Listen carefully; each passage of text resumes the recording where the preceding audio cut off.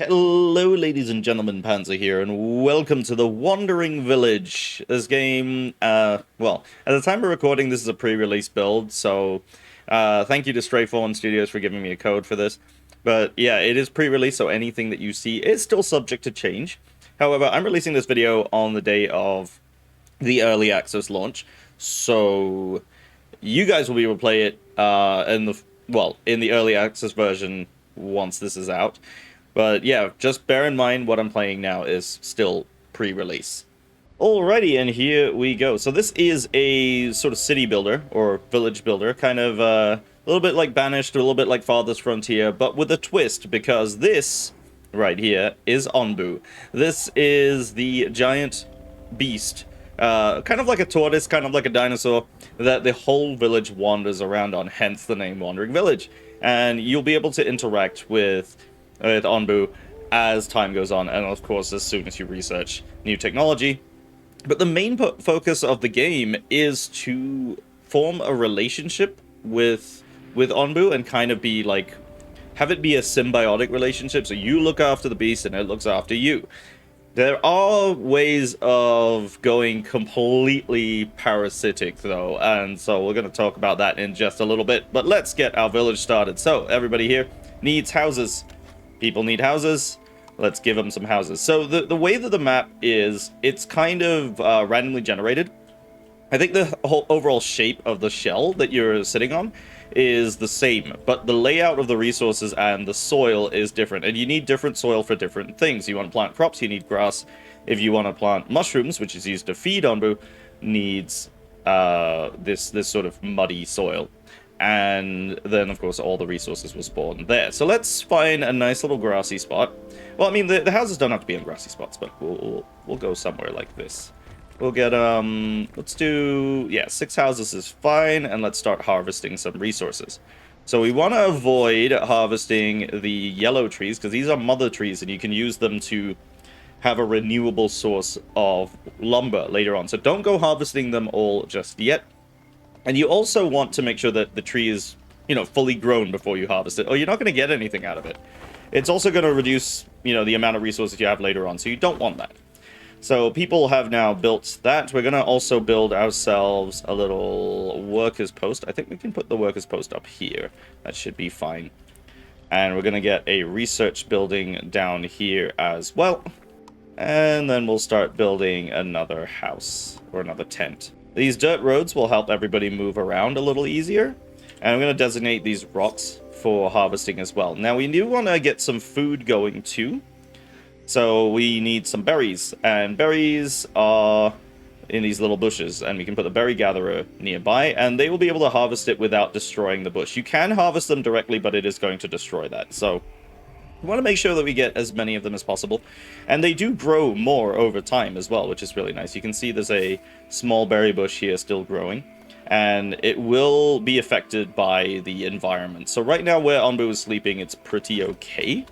But later on, that might become a problem. So we're going to get a little material storage going here. And we also want a water tank and a pantry. That will be where we store all of our stuff. We can also research things. So the hornblower is where we can sort of introduce some commands to Onbu. And depending on how much Onbu trusts us, they may or may not choose to follow that. And the kitchen is where we can make processed food, which is much better and makes people happier. As well as the village grows, you'll want more processed food. So right now, I think we're going to go... We can actually open the research tree and have a look at everything. So there's a good chance to have a look at what's available. So we've got the dung collector, which, of course, every time Onbu drops a deuce, we can use that to make fertilizer or biogas, which is used for a few different things. Now you can see all of the stuff that we have available to us. And over here is the forester, which plants trees. We've got tree nursery. We also have things like the bile and blood extractor. These things can produce stuff like black pudding. You can also use the bile extractor as fuel for decontamination. But this actually has the downside of hurting Onbu, because you're literally tapping into its body and extracting stuff from it. So yeah, that becomes more on the parasitic side, which, you can get some benefit out of it, but it may not be a good idea. There's even more stuff over here. You can actually pump food directly into Onbu as a sort of IV drip, and that may or may not be a good idea. Which, yeah, because you're having to drill into its shell, and it may not like that. The alternative is feeding using a trebuchet, so you can throw food out and let it eat that. You also want to look after it, so we have Onbu's doctor as well, which you can research, and a kitchen to make food, and you've got different commands as well. You can increase trust by, interacting and so on. So all of these things allow you to sort of form that bond with Onbu, which will allow you to survive longer. Obviously, yeah, if you erode your trust in the animal, it may want to kick you out. The decontaminator is really important, because in this world, you have toxic plants, and there are some areas you'll go through that are completely toxic, and it will cause these toxic plants to spawn on the shell and grow there, and that where it will start infecting people, it will start infecting all your resources and everything. So you need a decontaminator to fight that, and you can use Onbu bile, which may be easier to get, or you can use biogas. So there is an alternative fuel here that you can use. One may be more effective than the other, but at the end of the day, one is also going to be extracted from the animal, and you may not want to do that. So that's the sort of basics of researching. So to begin with, we're going to research the hornblower. That'll allow us to give it some commands as well, and it also will allow us to pick directions. So let's go to the world map here. You can see as Onbu starts walking, it'll start following these sort of roads that appear, and then there'll be junctions that you can choose which direction to go. Now, Onbu can choose its own direction, or you can use the horn to give it a direction, and it may choose to listen to you, it may not. And that can have many different effects. You can go to different biomes. There's lots of different biomes in the world of Wandering Village. And there are also things that you can form scavenging parties to, which we haven't researched yet, but it'll allow us to get more materials, and also, crucially, more villages as well, which is kind of important. So water is a resource that's also used for planting. It's not really used as for people, which is kind of interesting. They only really need food. But to get water, we need to get the air well. So this will extract water, using condensation from the air. And so we'll want that for planting. Very, very important. And I'm going to designate some more trees for harvesting, so we have some more wood, which we will need. Now, you may have noticed there are these rocky formations here, so we can build a quarry to get these rocks, and we can build sawmills to get these giant trunks. They have a lot of resources in them. But there are also these spikes, and this is part of Onbu's shell, so if you remove this, it's going to hurt. And yeah, the Onbu's not going to like that. So you may not want to do that. But you do get 30 resources out of it, so it's a trade-off of whether you're going to need to do that or not, or whether you can make up for it later on. Now, in this case, we've got a lot of things being built right now, but we need to get food for people. So I'm going to prioritize the berry gatherer. You can use the buttons over here to prioritize them, or you also have a priority tool, which you can then set whatever priority you want and then paint an area. So if you have multiple buildings you want to prioritize, you can do that as well. So that's really important there. Alright, it looks like Onbu is awake and ready to go. So now Onbu's going to start walking.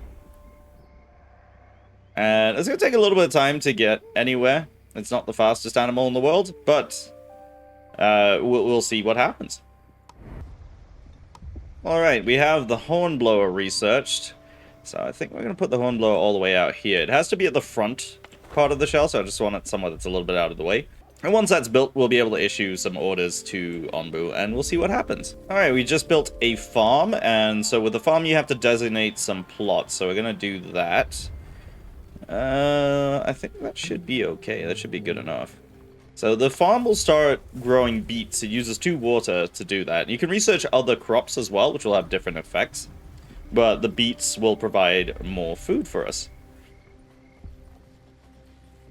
Okay, we got a little map event, and it seems like some nomads want to join us, so of course we're going to pick them up. We got 2 people. 2 people have joined the village, and they're healthy, and you want to be aware of that as well. I'm going to increase our workers here. So, people can join who are either hungry, which means you need to have spare food available to feed them immediately, or they may be sick, in which case you need a doctor to look after them. And that requires some research, so we should hopefully get that done pretty soon. Alright, the hornblower is built. So we can see interactions that we have available. We can tell Ombu to lie down, which will allow him to stop. It's good if they're in an area with a lot of scavenging around it, and you want to take some time to go and do that. The other thing we can do is, of course, choose a road, so we can go north or south. Appears to be a cold snap over there, so we're going to try and stay south. And Onbu doesn't trust us, so we got to wait 3 minutes to try again. It's a little bit unfortunate. In the meantime, though, we have researched the kitchen, so the kitchen is going to be really useful for, of course, producing food. And I'm going to put it next to the pantry, that way whatever is in the pantry can be, you know, brought over really, really quickly. Now, processed food, of course, it takes a little bit longer to make, but it keeps people happy. And when you reach a certain population level, your population will level up as you get more people in, and that will affect how happy they are with their conditions. So how good the housing is and how good the food is will affect overall happiness. Right now, at the basic level, we don't see that, but that could be about to change in future. Alright, so it looks like Onbu has decided to go north. That's a bit of a problem for us, because the cold snap here is going to affect the growth of plants, and we just got our farm up and running. So that's going to freeze us down for a little bit, but hopefully we can get through that pretty quickly. We have an order that we can issue, which is run. It's going to make Onbu more tired and hungry very quickly, but we might be able to get through that area a little quicker. Alright, and it looks like Onbu has found a sleeping spot, so we're not going to hit that cold snap just yet. So we got a little bit of time to prepare, and I think we should be good. There was also a settlement here, so I'm hoping to get our scavenger hut up and running before that so we can get that, because it's a good source of resources as well, and we may actually find some new villagers there too. Okay, it looks like Ombu is waking up, so hopefully we have enough food. We seem to be making more than we're consuming, which is good. So, fingers crossed we're okay for when we go through the cold snap. Because yes, all plants, and it really does mean all plants, like all growing trees, berry bushes, and so on, they all kind of freeze. So they're not going to develop as quickly, and the same will go for anything on our farms. You can see if it's freezing, it's going to slow it down. If it gets too hot as well, the same thing can happen.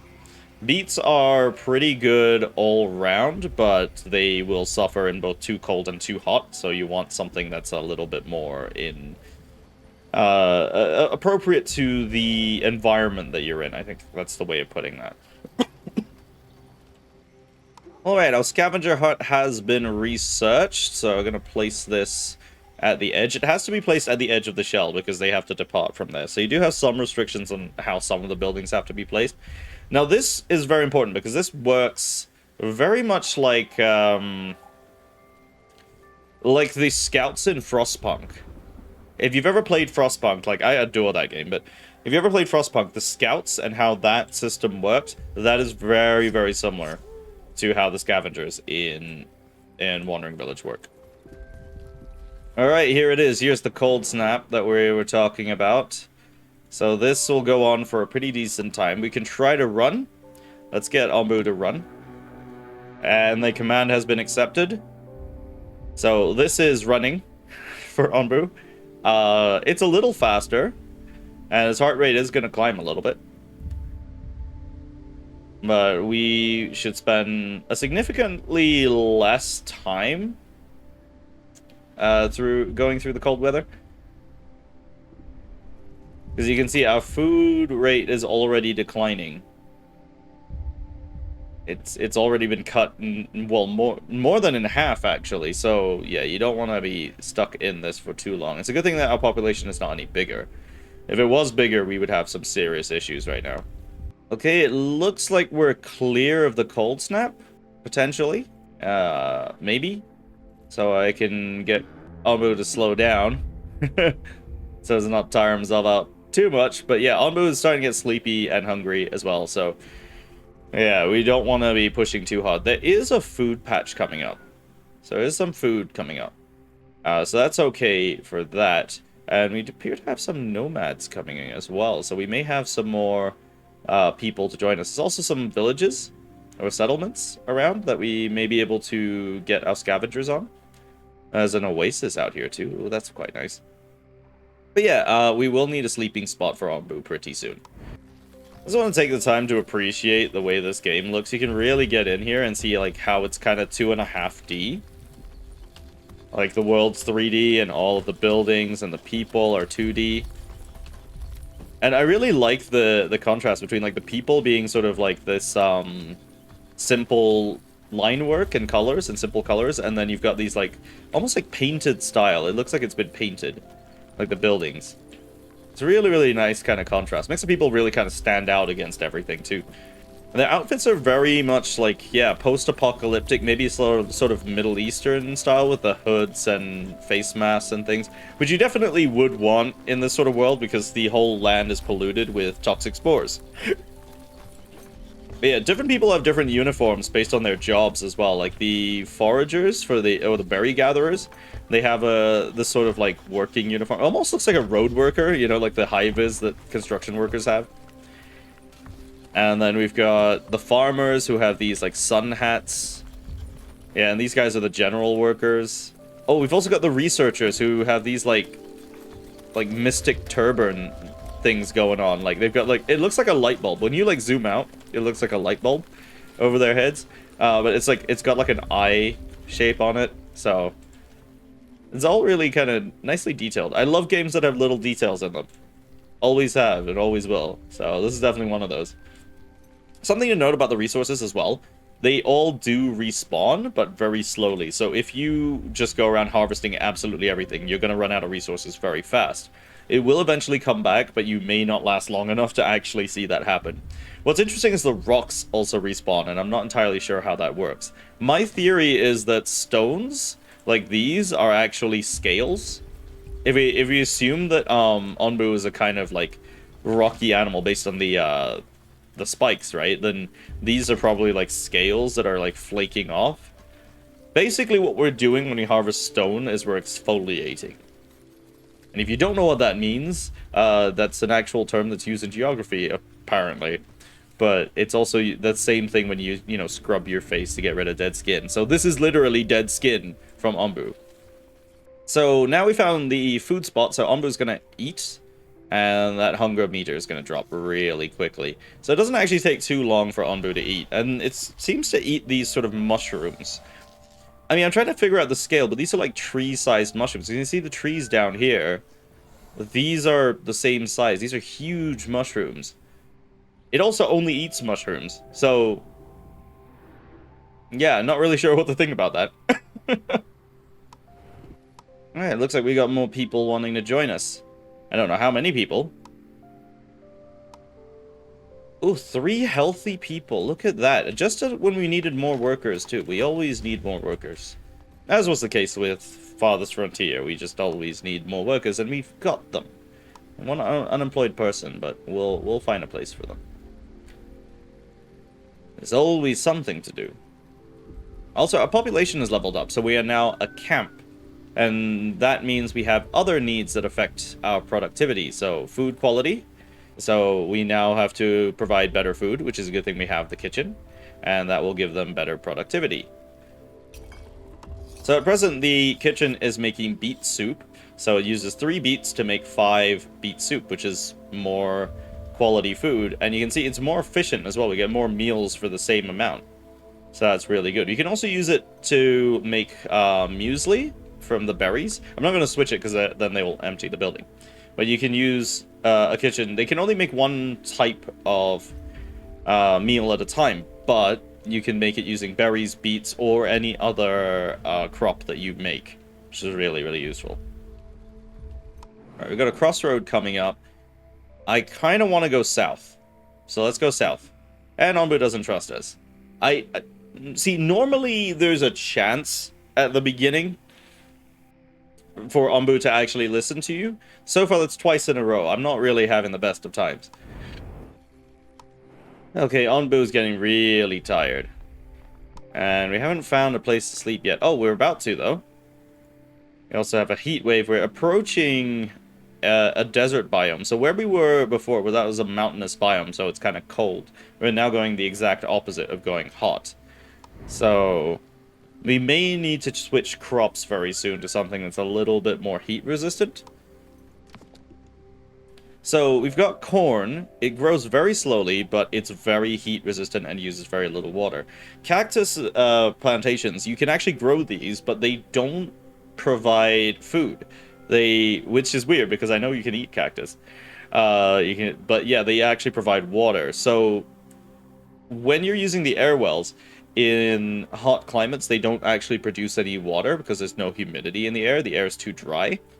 So you need cactus plantations. So the cacti will actually be harvested for water, and you can use that to water your plants. So you can use a cactus plantation and a corn plantation, and that will allow you to survive. But of course, given that the village is, again, a wandering village, you're not always going to find the right biome for what you've got. So you'll have to be able to switch everything. So if I go with the corn and cactus combination for the heat, we're going to have some issues when we start going cold. So you don't want to specialize too heavily. You want to be able to actually switch things up when you need to. So I've just created a herbalist. So the herbalist will be able to plant herbs that are used for medicine. And that will help to heal people who have been poisoned. So thankfully we haven't encountered any poison yet. Because I don't have the herbalist up. I don't have the doctor up yet. And that could be a problem if we encounter some poison later on. So Ombu's gone to sleep. Now, there are designated sleeping spots with these sort of like these things. They're sort of cotton candy looking trees. They're very comfortable, and that's where Ombu will usually sleep. But when Ombu's tired like this, it'll just sleep wherever it wants to. So it's decided to just do that. The downside of that, of course, is that the sleepiness goes down a lot slower than it otherwise would. So we could order Ombu to wake up and continue on to the actual sleeping spot, which might not be the worst idea, but if it's only really necessary if the place that you're in is kind of bad. So if you don't want a place that has poison in it, you can wake Ombu up to go and do that. Because as much as Ombu will try not to sleep in poisonous areas, if it's tired, it's just going to do its thing. So that's where you have to step in and tell it, hey, get a move on. But that is going to do it for me today. This is a very quick look at the Wandering Village. It's a really interesting city builder game, and again, it's out in early access, so there's a lot of potential here, and I hope to see this develop even further. I'm looking to see mainly where the global map goes, because just wandering around between different biomes is cool and all, but what else is going to happen? Don't know yet, but hopefully soon we will find out.